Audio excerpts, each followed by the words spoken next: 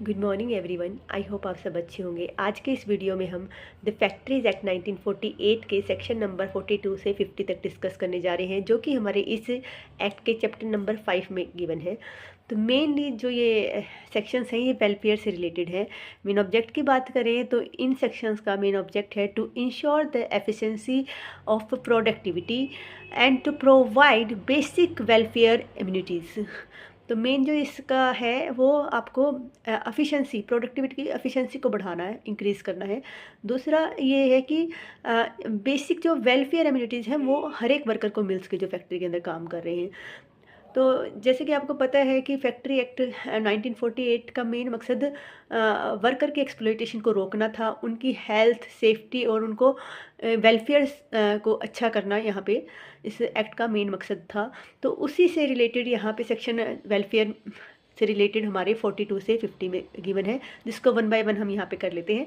तो हमारा जो सेक्शन 42 है वो हमारा बताता है कि वॉशिंग फैसिलिटी, यानी जो वर्कर काम कर रहे हैं फैक्ट्री के अंदर उनको फैसिलिटी दी जानी चाहिए वॉशिंग की। ये हमारा सेक्शन नंबर 42 में गिवन है। उसके बाद हमारा सेक्शन नंबर जो है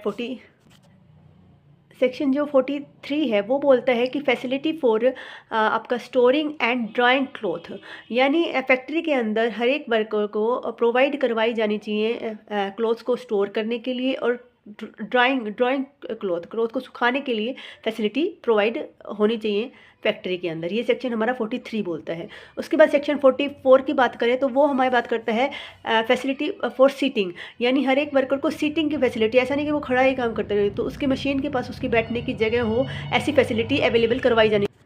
उसके बाद हमारा सेक्शन 45 गिवन है, जो भी बताता है कि फर्स्ट एड एप्लियंस, यानी ऐसी फैक्ट्री या ऐसा वर्क प्लेस जहाँ पे आपके 150 से ज़्यादा वर्कर काम कर रहे हैं, तो वहाँ पे फर्स्ट एड एप्लियंस होना चाहिए, ये फैसिलिटी होनी चाहिए, क्योंकि फैक्ट्री में छोटे मोटे एक्सीडेंट हो सकते हैं।